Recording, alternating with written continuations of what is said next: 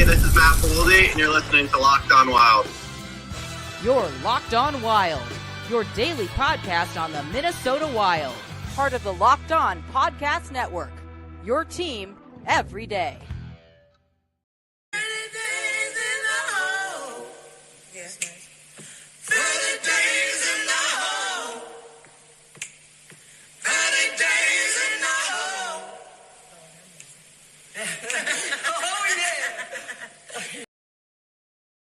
All right, welcome in everybody to yet another live show here on a Monday night. We have a lot to get to here tonight, so I'm not going to waste any time. We're going to go right to Denny. How you doing? Hey, Seth. Yes, we do have a lot going on tonight. Just bear with me, okay? First off, I want to get a shout out to Bob. Bob and his wife and his friends drove 4 hours to come down and take me out to dinner. Those are great fans. I mean, I can't believe it. Who gets that stuff? I guess I do. I don't know. It's cool, though. And you get a shout out, Bob. Thank you so much. All right. I see some stuff that's very concerning to me on this podcast and other podcasts. And I'm going to tell you right now, this ain't no fashion show. This is about hockey. You start talking shit about Jesse on K-Fan or Seth or Soda Pot or anybody, you're banned from this show. We know who you are, and I guess you're called trollers, and I don't know what the hell you think you're doing, but you don't talk about people like that. What's wrong with you? Come on, wake up. This is a hockey show. Let's talk hockey. That's enough of that. I said enough. All right. What was the final total on the polls? Oh, great. Did they not post? Son of a bitch. They were scheduled for tomorrow. Oh. Oh, no. Unbelievable. So Boldy's wasn't in there either? No, they are both scheduled. And I put the 8th instead of the 7th. Oh, boy. Well, okay. We'll circle back to him on Sunday. Sure. Well, the bottom line is I asked if anybody knew what happened to Boldy and why. And I happen to know why, and I'm telling Billy's a genius right now. Does anybody have any idea why Boldy got so involved?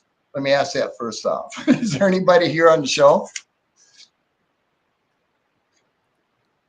Yes, no? It'll take the responses a second. No, okay. But at any rate, I'll tell you why Boldy played so well. Billy, in his almighty thought, brought down his dad and mom. That's right. He brought his parents down. And I think what happened, now this is all conjecture on my part, but just an old man who knows a little bit about hockey. I think his dad had a heart-to-heart with him. Dads are for guidance. And I think he lost his way a little. You see what happens when Boldy gets involved and shows passion. He's engaged. How long has it been since we've seen a game like that, Seth? You were going to check out the numbers. Yeah. The last game that Boldy had, the last game that he had where he had 3 points was February 8th against the New York Islanders. February 8th. That was the last time he did that. The last time he had how many games ago was that? Oh boy, that was 1, 2, 3, 4, 5, 6, 7, 8, 9, 10, 11, 12, 17, 18, 19, 20, 21, 22, 23. 23 games. That's over 2 months. Yep. That he wasn't engaged. And this goes further what I've been talking about, where Boldy does not see eye to eye with Mats. And that's clear proof. And I hope, and Billy, I hope you're listening to this. You need to keep him here for the rest of the games in the playoffs. I think it's a good thing. It's a stroke of genius on your part to bring your family in. Look at the difference. This is the Boldy we've all been expecting, or at least I have been. You know, I told a couple shows ago that I expected him to score 40 goals. And he's been lollygagging up and down the ice for 2 months. And well, he was on pace for 50 at one point. Yeah. You know, 2 months of his play has been pathetic. No back checking. I mean, there was nothing there. And I don't know what happened. And I'm sure his dad got a really good reason for it. But, you know, the big picture, you're only going to be thought of how well you played. And what you're capable of, so much more than what you have showed. And the last game showed it. And please keep that frame of mind, because the Wild really needs you. God, yeah. Do they need you? All right. Let me get my notes out here so I don't forget about it. Oh, the Rossi trade. And what exactly do I look at? Well, this is how you have to look at it. Has there been any numbers exchange or any years put on? Have they said anything other than they're miles apart? Nope. Not even arbitration. So you have to look. It's just common sense. Billy doesn't see anything in him. He's too small or whatever. It doesn't matter. To me, it's a mistake. You know what? He's come to work. He's not only is a very gifted player, he's a lunch pail. I mean, he comes every game to work. And you don't have that many people on the team that do that, really. I don't think so anyway. We got a lot of slackers. And they know who they are. Well, they should. There's not much, yeah. There's not much more to talk about Mojo. Even though he's been playing better of late, where was he all year? Where was he last year? Yeah, Give me a it's break. like the 14 or 15 game stretch of, hey, we're seeing a little bit of an elevated Marcus Johansson. There's a 60 game stretch where you didn't. So is it worth 15 really good games to have 60 games where you're just like, where is this guy? No, I don't think so. I don't think so either. You wouldn't be on my team, I'll tell you that, and you better not be in the team next year. Going over what's going on, I'm going to talk about Zev Buium in detail as soon as I get done with talking about what I said about Zev. Got a lot of comments comparing him to Bobby Orr. Well, I got to tell you, I got to thinking about that and how many players I've seen, because the statement was nobody could compare to Bobby Orr. That's not true. He truly was the best at going coast to coast. His vision up ice is unparalleled, in my opinion. But there's been some really great defensemen who could do the same thing, who lasted a long time. Top of my list would be Ray Bourque from Boston. He was a hell of a player. He killed the North Stars, I'll tell you that. He was something else. And then, you know, we got a local boy, Brent Burns, who would go coast to coast, and the team didn't know what to do with him because they were so stuck on structure. So what did they do? They trade him. And look how his career turned out. All-star. Yeah, still playing. Exactly. He'll end up being a Hall of Famer. Yep. You know, and then we got another Minnesota boy, Phil Housley. I tell you what, that kid could skate. He had everything. He was unbelievable to watch. He was such a playmaker. He was a defenseman who played like a forward, really. Yeah, he was very good. And he was a joy to watch. And it's nice to see, you know, I'm big on Minnesota boys. All right. Getting into Zev. Well, number one, Cale Makar is the best defenseman in the last 20 years. And it's not even close. I think Cale Makar will take over as the best defenseman ever, really, when he's done. His footwork. Whoa. Yeah, I'm going there. You are discounting. Yeah. You're discounting John Merrill substantially.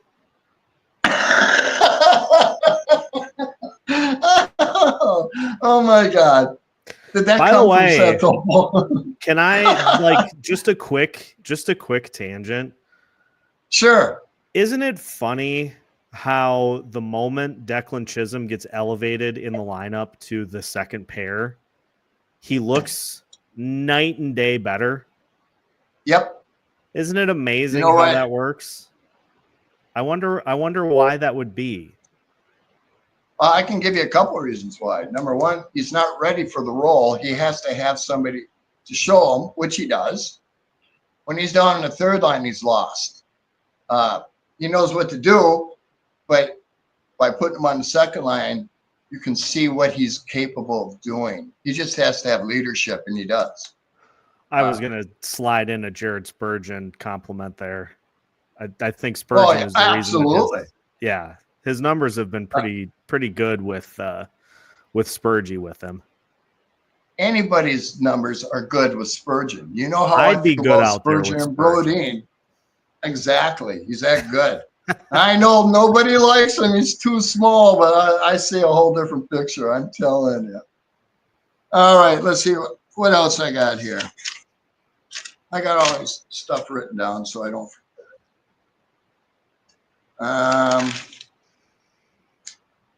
Where am I at?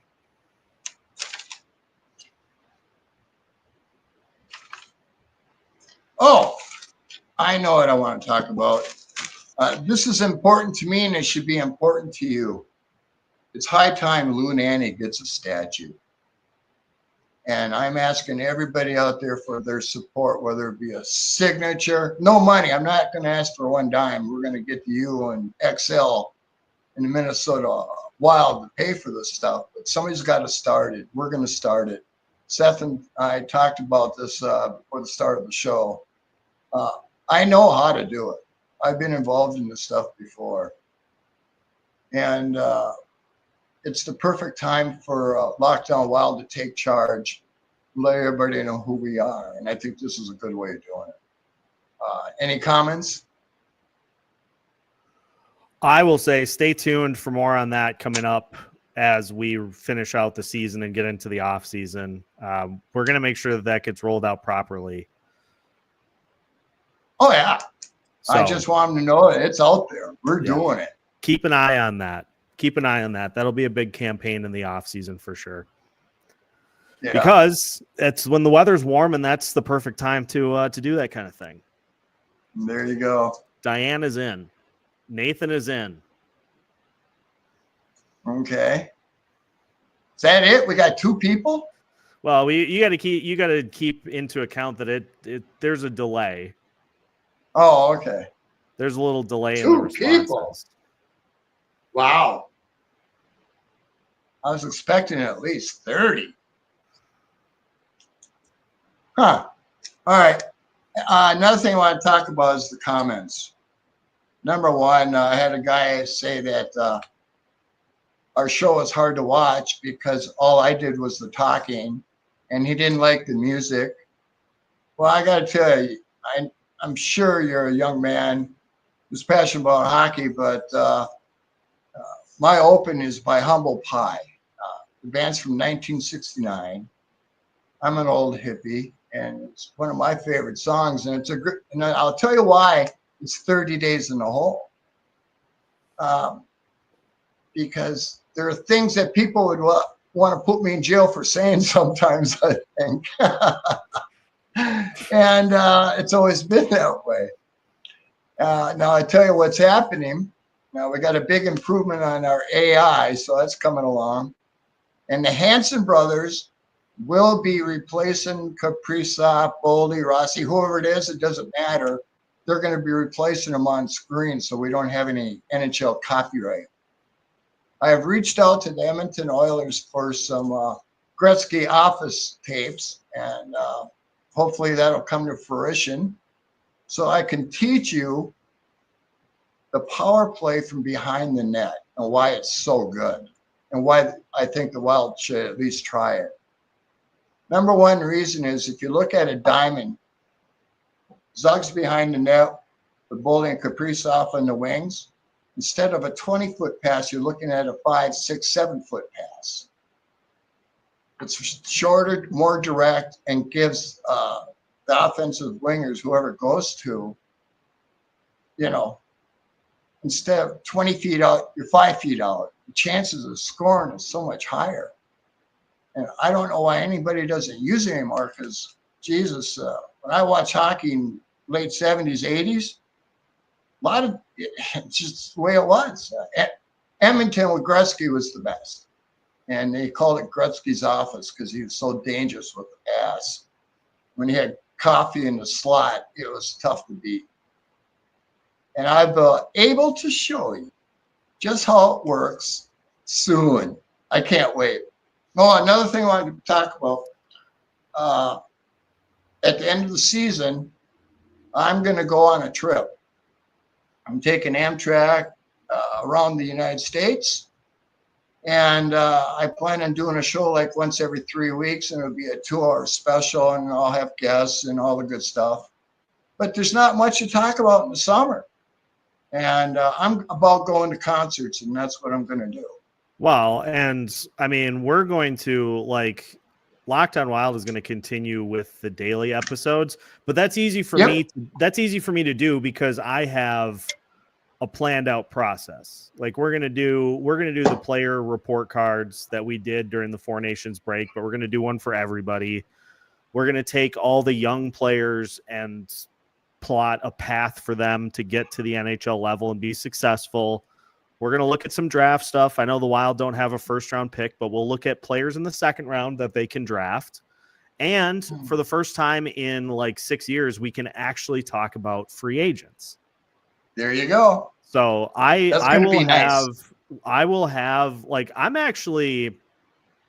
actually excited about the off-season content for Locked On Wild now that I have started to kind of chart it out, because it's going to be diverse. It's going to be critical thinking. I think we're going to raise the bar here pretty nicely for, because you see so many of the other shows kind of go into off-season mode where it's like, well, there's nothing to talk about. So we're going to do one episode, like a month or every 2 weeks. We're going to have something to talk about every day. There you go. There you go. And I don't have to talk about injuries every day. So my creative juices are actually going to be flowing. Yeah. Now let's talk about the New York Islanders game. I got to tell you, Sunday I listened to Beyond the Pond on Saturday for the first time since they changed their format. And what they said, I could not believe.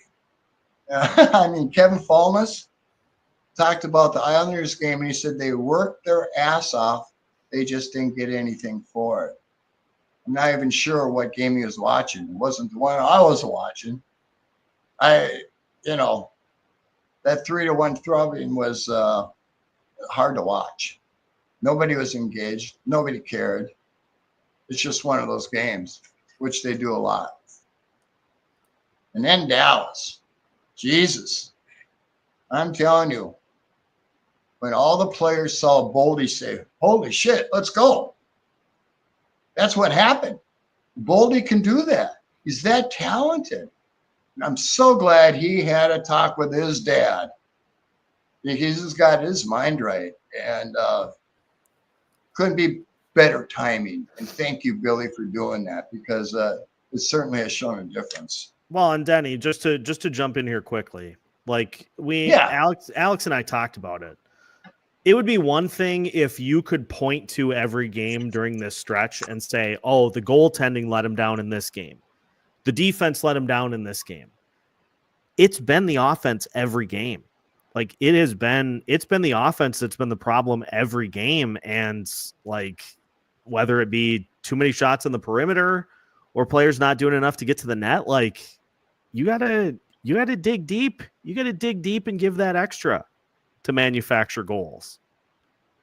Well, I'm standing by it. I don't think he sees eye to eye with Hines. Took him 23 games and his dad to come down before he played the Boldy that we all expected and loved. I mean, he's that talented. You know, I said, what was it, last week or the week before, he should have 40 goals right now. But he's half-hearted. He's not putting what he should put into his game. He's dynamic when he wants to be. I mean, think what he did when Kaprizov got hurt last time. He took over. March. It was a joy to watch. He had 13 goals in March that year. That was, I think, two seasons ago. Yep. I think that was when that was. That was the year that Gustafsson was really good, which, by the way, pay him. Yeah. Pay him. He's a top 5 goalie in the league, and they're very hard to come by. I don't care if it's going to be expensive. That's a good problem to have, having a top 5 goalie in the league. Yeah. You know, and then I got another comment from a new guy. I think his name, oh, Jesus. Let me find his name here. I got it here just for him. Nick Anderson told me our show was hard to watch. And I asked him why, and he told me because he didn't like the music. And he said, I never let Seth get to talk. And I appreciate comments like that, because the only way I can get better is when I know you don't like something. In this case, Seth is on every day. Yeah. My show's once a week. I talk every day. It's my show. Like, yeah. I'm here as I am producer of this show. There you go. And so I don't want you to, I try to get Seth involved as much as I can, but sometimes I have a lot to say, and I only get once a week to say it, so I do. And if you have a problem with that, I'm sorry, but it's not changing. But I like your comments, because I'm always looking to get better.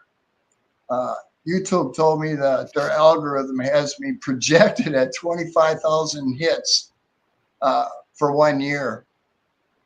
And I guess that's a pretty special thing. And Seth and I were talking about it earlier, and I really don't know what to think about it. I mean, when we started out to do this, I had no idea anybody would like to listen to me. And I'm glad that you guys listen to my views about hockey, because they're pretty much always right. I also had it in the comment about my predictions. And I've been thinking about that. How many have I had in the last 2 years that I didn't have that many predictions? I had they've all been right when you have predicted things. Yeah, well, like I told him, I have dementia. I have to write all this stuff down or I forget about it. But I can tell you this, the predictions I got coming up are this. Ross is being traded. Brock Nelson is taking his place. I'm 100% on that. I'm telling you right now, I've seen it happen way too much. Especially now, even talk arbitration. Rossi's gone. And the reason I'm picking Brock Nelson is because he's 6'4", he's 200, big boy, and Billy loves him. And I think that's why he picked him for the Four Nations, is so they got to have a heart-to-heart, face-to-face. As you know, Brock Nelson did not sign a contract with Colorado. He's just a rental. He's coming home. And there's nothing wrong with it. I love Brock Nelson. I wish we weren't losing Rossi, though. That's a huge hit. What do you think, Seth? Jesus. I always just opt to go with a guy who is going to give you a full motor night in and night out. I know Rossi. And he does. I know Rossi's scoring took a little bit of a dip, but I don't worry about what he's doing when he's not scoring. Like there are some guys that you just don't worry about what they're doing to impact the game when they don't necessarily have the puck behind in the net. So Yeah. I just like I just think that work ethic is hard to find, and that battle level and that mentality, I think it's hard to find. And you take that away, and what is the effect? What is the effect going to be on the younger players seeing that happen? Like Marco Rossi did nothing wrong other than not be tall. He has no control over that. He has no say in that. Well, you know, my thoughts on I think big is overrated. Well, and I like it's going to be, and if this does not come to pass, I will call myself out for it. But I have already said on social media, depending on how the season goes, I could see Billy in the end of the season press conference saying we have to become harder to play against. And the only justification of how to do that is to get bigger. Yeah, I know. I don't agree one bit. I like, how can you, we just had, here is the thing that is not being talked about enough. You can find players that do both. You can find players that are capable of doing both. Like if you want to go get big, bulky, like find somebody that can score 25 goals. Those players exist. They're more on the rare side, but if you insist on having these bigger players in the lineup, make sure they do both, not one or the other. Then remember all the talk we had when Ryan Reeves was here, and Ryan Reeves said Bill Guerin said we can't afford to have specialists in this lineup. Yeah. If you have a player that doesn't give you anything, what is that? That's a specialist. Well, that's what that is. You know, my views on Billy and the team, even with everybody back, we're still a couple pieces short to be a cup contender, number one. But remember that episode I did where I looked at a lineup that somebody suggested, and that lineup was like 3 or 4 roster moves away from being more like we would like it to be. Man, that was a while ago. It's not far off. The problem is not having the players to put in the spots. The problem is Bill Guerin going to make the hard choice? Is he going to make the tough choice when push comes to shove to choose between one or the other? That's the big issue in my mind. Well, I'm going to talk a little about what I see in the Wild coming up. Getting Kaprizov. I've been told Kaprizov is penciled in for Wednesday. That's what I've been told. We'll see if it's true or not. You never know. Yeah, we will. We'll learn. There was no practice today, but there is a full team practice tomorrow. We'll learn definitively as to what is going to take place. I will have an episode that comes out around that time. I'm trying to get more in the mode of publishing the episodes earlier in the day, but in this case, we're going to wait because it makes no sense to put something out before that practice report has come out. Gotcha. So I hear. That's just a little behind the scenes, inside radio, as we like to call it. I hear you. All right, here's some extra stuff on Zev Buium. You know, I told you somebody sent me a 2-minute clip of him skating and going through drills, and his edge work is spectacular.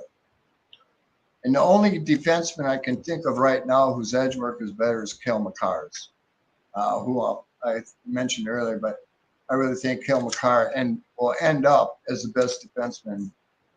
I don't think there's any question about it, really. His feet work and his edge work and his transition game are all A+. And he's got the wheels. And as long as he stays healthy, he's going to be a dynamo for a long time to come. And Colorado's really lucky to have him. But when it comes to Zev Buium, I see the same thing. I talked to somebody earlier about Kirill Kaprizov in Boston when he was at Boston College, and his feet work then to what Zev Buium's is right now. And Zev Buium is ahead of Kirill Kaprizov in Boston College age bracket. I mean, I know Zev Buium is a kid, but what I see in him truly is, and I'm comparing to Bobby Orr only in vision of ice. There's nobody better than Bobby Orr going up coast to coast. Teams didn't know how to deal with it. And since then, we've had a couple. Erik Karlsson, first off, you couldn't stop him going up the ice. But how many Erik Karlssons are there? Not many. I mean, he was a joy to watch. He was spectacular. And Zev Buium, the more I watch him, the more impressed I get. And it's not easy for me to say that because, I'm hard on players. I see what I see, and I tell you what I think. I don't see anything wrong with Zev Buium at all. His feet work is better than Kirill Kaprizov was in college. He's a little faster than Kirill Kaprizov. His edge work isn't quite as good, but almost. And his transition game is unbelievable. What I mean by transition is turning defense to offense and knowing where to go. That's what I mean by vision. He knows where to go. And that's just something that's God-given talent. You really can't teach that. A few people get it. In the last 20 years, we're lucky to have 20 defensemen that have all those capabilities. Zev Buium is the top of my list. That's how impressed I am. I really think he will be our best defenseman, not the first couple of weeks or the first month, but by halfway point, he'll be our best defenseman. As soon as he realizes what the speed is. Excuse me, that's the biggest change for a defenseman coming out of college, is learning the speed. Yeah. And once he does that, he's going to be just fine. He's not going to miss a step. That's how high I am on him. And thank you, Nick, for the answers. And several others too. I forget your names, and I'm sorry about that. John and there was a Russian guy who made a hell of a comment. I don't know who you are or how to pronounce your name, but you're new to the show and you made a hell of a comment, and I'm giving you a shout out. I really agree with everything you said. And that's not too often I do that. You have a good mind in hockey, and I appreciate following the show. Thank you. And then John had a really good comment too, talking about Zev and Oren and Coffee and everybody. Seth, we got some really smart hockey people on our show. Yes, we do. And it's a joy to listen to them comment. I love it. Anytime you got a question, want to talk hockey, I'm available. You know that. I'm probably the only podcast that answers almost every single question. I love it. I live it for it. I try, or if it's something that I don't particularly like, then I ban it. I addressed that early in the show. I see any trollers talking shit about anybody in our podcast, you're banned. See ya. I don't go for it. Especially, I don't know why K-Fan doesn't monitor those comments more, because, there's some bad ones in there. I don't understand how they get through. Yeah. They're terrible. Well, I've had a couple that I insta-banned here over the last week. It comes with the territory. So it's people just decide to use their platform, their commenting platform, for absolute hideous comments, and they get dealt with accordingly. And for the games coming up, I think we beat San Jose whether Kaprizov plays or not. Oh, I'm pretty sure he is. Calgary is an interesting one. It's a 4-point swing. It's the biggest game of the year. Calgary's playing really good. Refs screwed them in Vegas, so they would have won that game, I think. But they did get a point.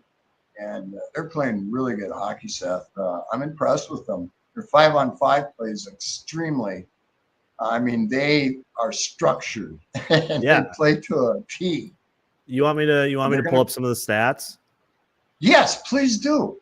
Okay. Let's talk about Calgary. Let me just get organized here. Team stats. Let's go to the goals per game first. Now Calgary cannot score. Like, they cannot score to save their lives. But that's fine because they don't give up any goals.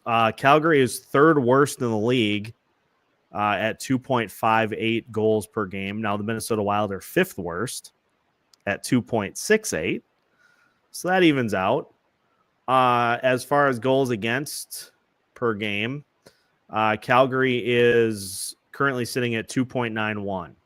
But that's total goals. Yep. If you go to 5-on-5,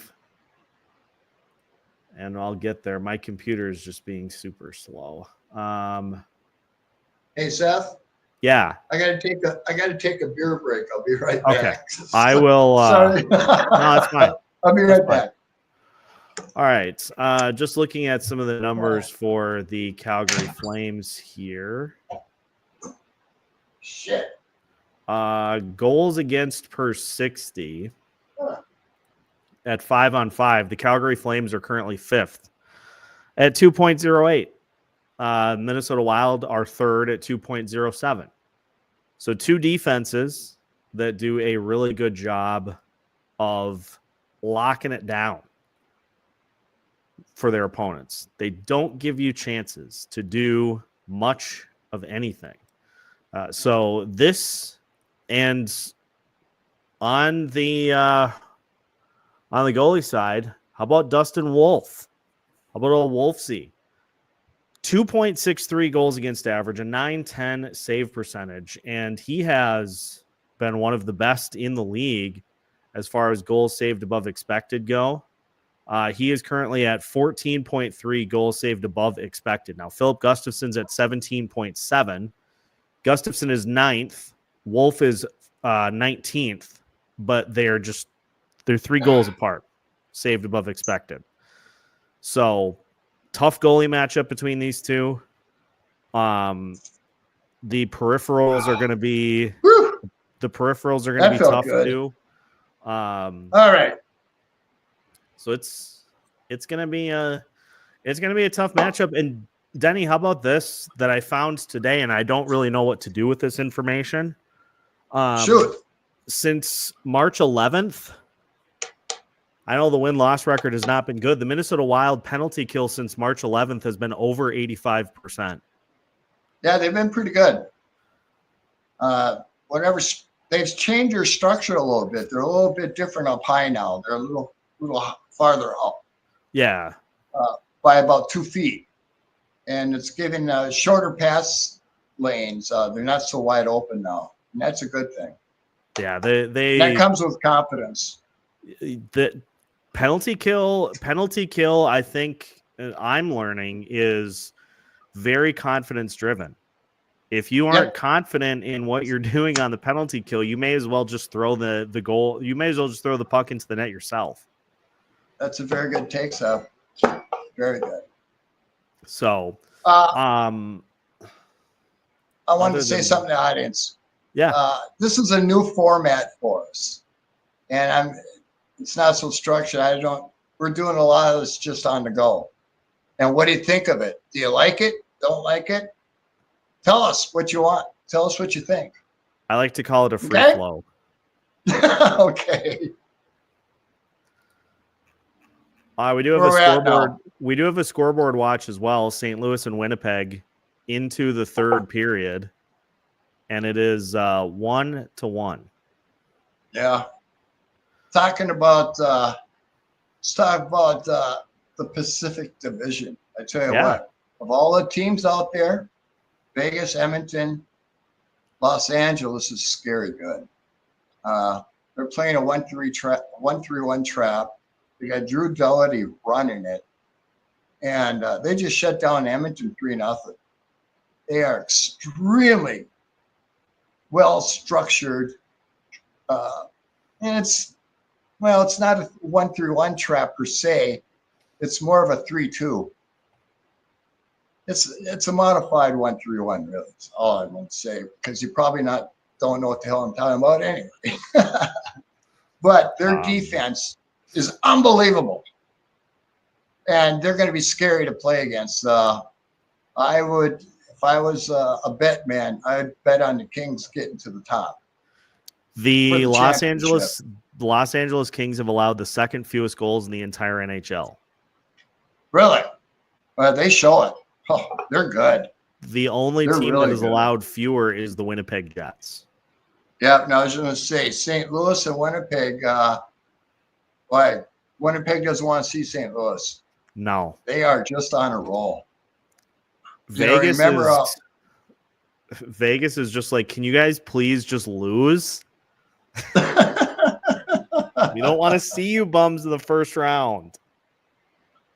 Well, Vegas is loaded up too, but I'd pick the Kings over Vegas right now.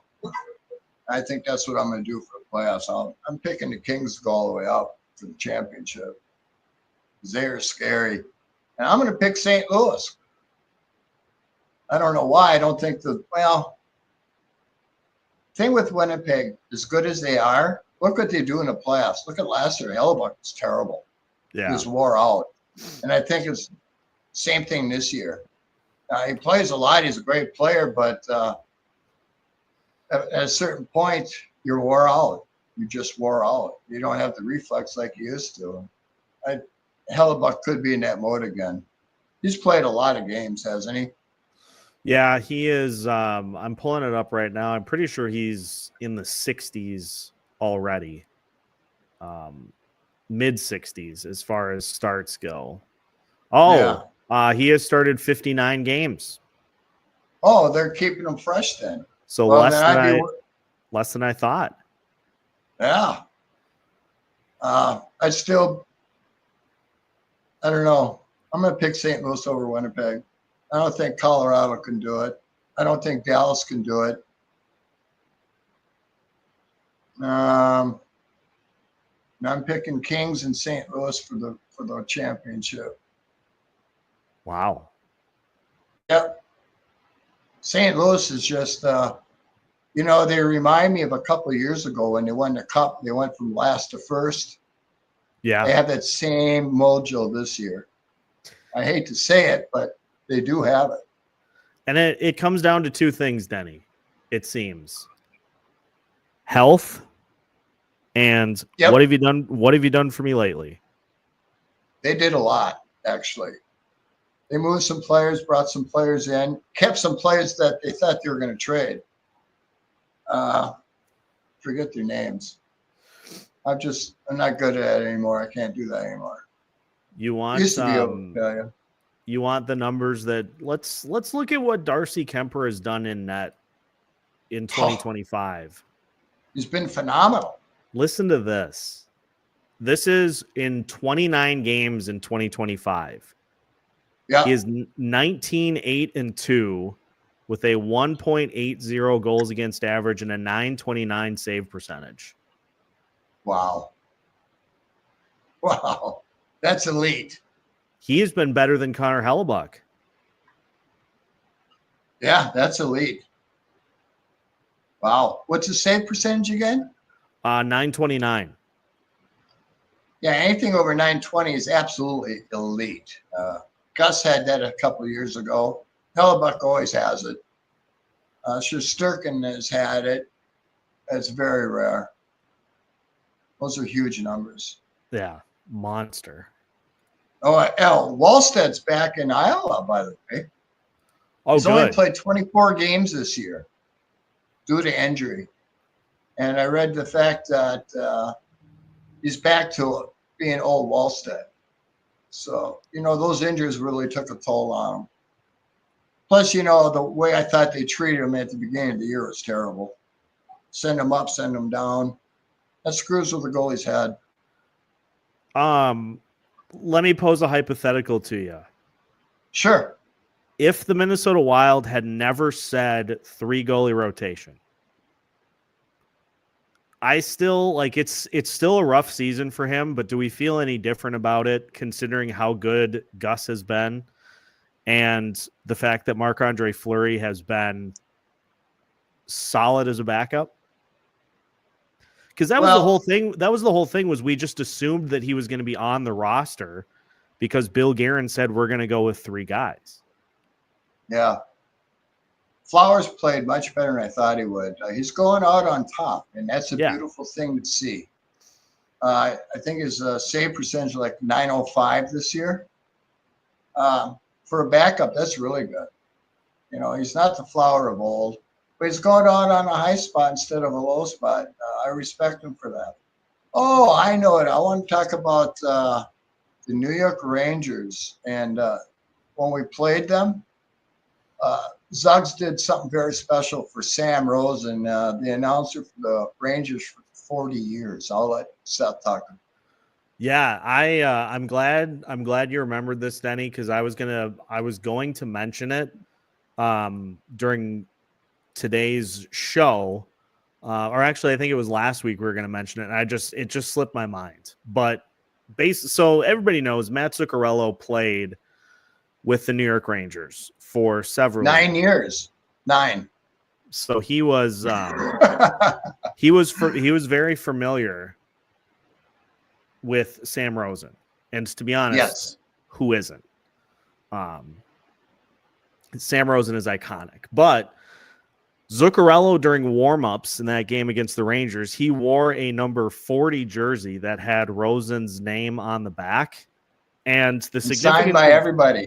The significance of the number 40 is that it is the 40th year that Rosen has been doing games, and he is calling it quits after the season. A long career, well-deserved accolades. He's been getting stuff from I think every team that he does games against, which is great.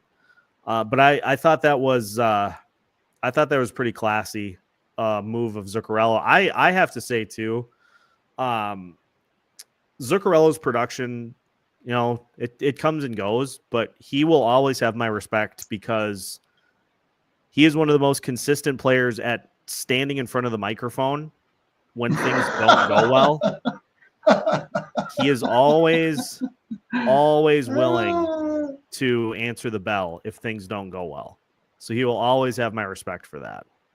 There you go. And that's a good one. I'll tell you what else Zuccarello did. He had everybody in the team sign the jersey, and then Billy Guerin presented it to Sam Rosen, which is pretty cool. It's a class act by the whole, from Zogs to everybody. And it's cool to see that. Yeah. My hat's off to him. All right. What else you want to talk about? Anybody got something they want to know about? Yeah, we got a couple questions we can get to here to finish things off. Okay. Let me just. So Trav, before he had to head out because his kid was playing hockey, but he did want to mention that the Denver versus Western Michigan game will be on, I think, Thursday at 4 Thursday on ESPN2, and that'll be Zev Buium and Rieger Lorenz trying to go for a back-to-back national championship. That brings me up to something. The Minnesota Wild are going after Tim Walsh, who's a 6'3" center for Western Michigan, who plays Thursday against Denver. He has a 62.7 face-off percentage winning. It's the best in the nation. And boy, could we use somebody who knows face-offs. Being 6'3", he fits Billy's profile. Being he's the best face-off man in the nation, looks pretty good. Now, think about this, Murat. They moved Murat. Why did they move Murat? Well, maybe they've been looking at this kid saying, let's sign him and move him in here. That's a thought I would think about. Yeah. Because I think they looked at that. Then it makes sense a little bit. The face-off numbers have been downright ugly the last few games. They're terrible. Rossi was, I think, 1 out of 14 in one of those games. It's not strong enough yet. Yeah. The big boys just overtake them. And, there's ways to deal with that. Instead of trying to win the puck, you just take the body out. Let somebody else go for the puck. Yeah. And that's what he should be doing right now. I'm serious. Instead of trying to get the puck, he needs to just take the body and let somebody else go for the puck. But he doesn't do that, but he should. At least I think so. That's 60 years of watching hockey. I can tell you, you'd be much better off just going for the body. Yeah. And that's one of the things Billy doesn't like about it. Because when you get 6'4" center in there, they just, take it over. And that's his only downfall, period. And I wanted to say something else about Rossi. I told you I thought he'd be a 100-point man. I absolutely think he will be a 100-point man. Not every year. I think he'll have a career year and he'll hit 100 points. He's that good. His skill level with the puck is phenomenal. He's a good skater. He's a lunch pill kind of guy. He's going to have a year like that. I've seen it too many times. If you put in the hard work, sometimes it goes your way. And everybody in hockey has a career year. And I believe he's going to have a career year with 100 points. Not every year. He's going to have a career year, 100 points. He should be an average, I would expect 40 goals, 40 assists type season, which is excellent. I think one year he will hit them. And that's addressing a comment from last week. See, I remember those things. Next question. I want to get to this one from Nathan because I'm going to do remember the Tage Thompson episode I did? Nathan says, get Brady Tkachuk. And I'm going to tell you this. The odds of this happening are at like 0.00001%. But if Brady Tkachuk did become available, I would hand Ottawa's GM a slip of paper and say, these players are off limits. Pick whoever you want off that is not on this list and take them. Huh. Because I think he has all of the different types of intangibles you need for a vocal captain who can be physical, but can also score goals. He can do it all. I talked about it a little earlier about finding players that can do both, not just defense. They can give you a little scoring too. Brady Tkachuk can do that. Yeah, he can.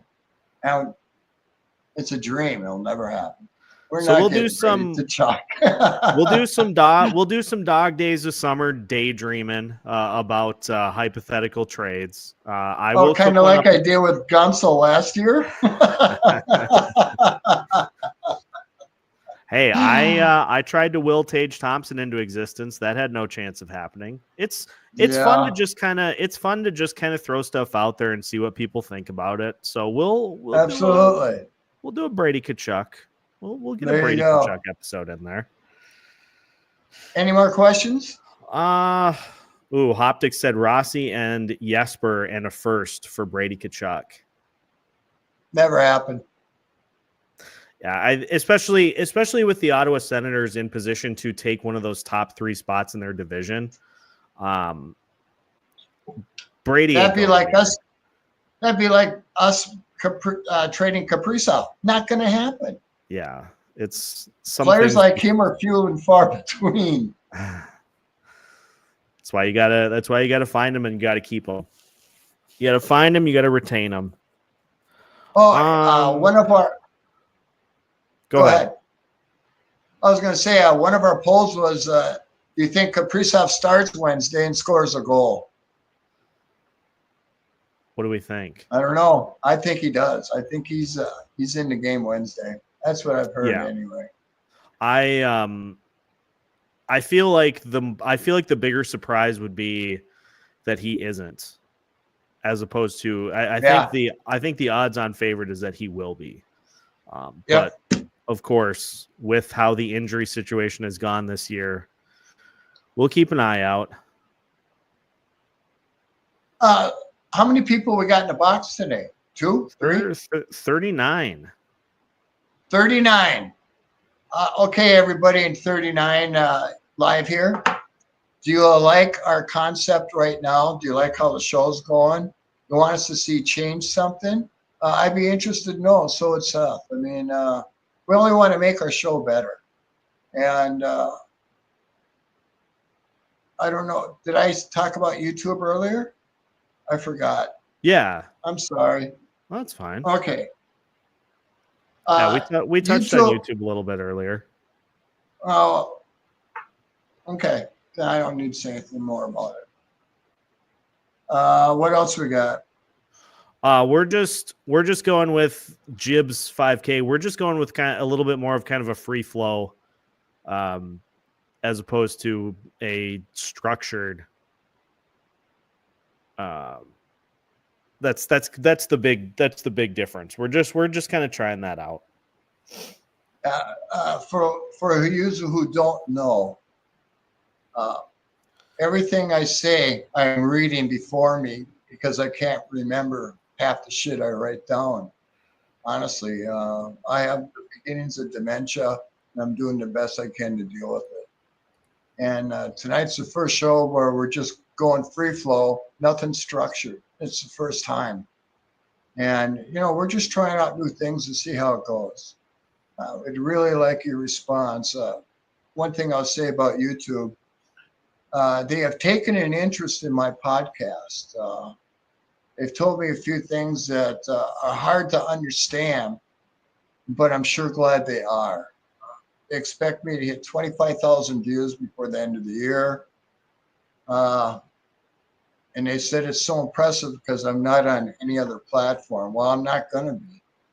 It's hard enough to do this one. I'm an old man, you got to remember, and I'm sick a lot. That's why I've missed so many shows. It is what it is. I apologize, but, when I'm here, you get all I got. And that's all I can say. I thank everybody. I mean, really, for taking the time out to listen to me and Seth. Yeah, I mean, that's impressive.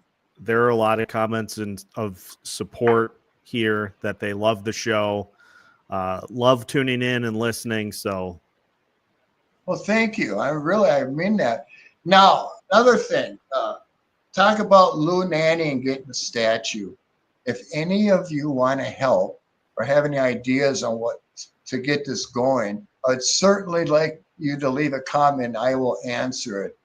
I mean, I've done things like this before, but if you can think of something that's spectacular, I'd love to hear it. Because I'm going to get this going for Lou Nanne. He deserves a statue in front of the XL, no question about it. And I want to see everybody get involved and help me get this going because this is a Minnesota thing. This isn't a Lockdown podcast thing. Lou Nanne deserves a statue. It's high time we get him one there while he's still here. I mean, Jesus, that would mean so much, I'm sure, to him. I've talked to Lou a few times. I know a little bit. He would be so impressed. And, he's hockey god, Minnesota. There's no question about it. And it's time we do something to show our appreciation for him. So if anybody has any ideas to help me get this going with Lou or knows somebody, that's the most important thing that I know of. Who do you know who can help at the University of Minnesota or XL? If any of you have any ideas, let me know. We'll take it from there.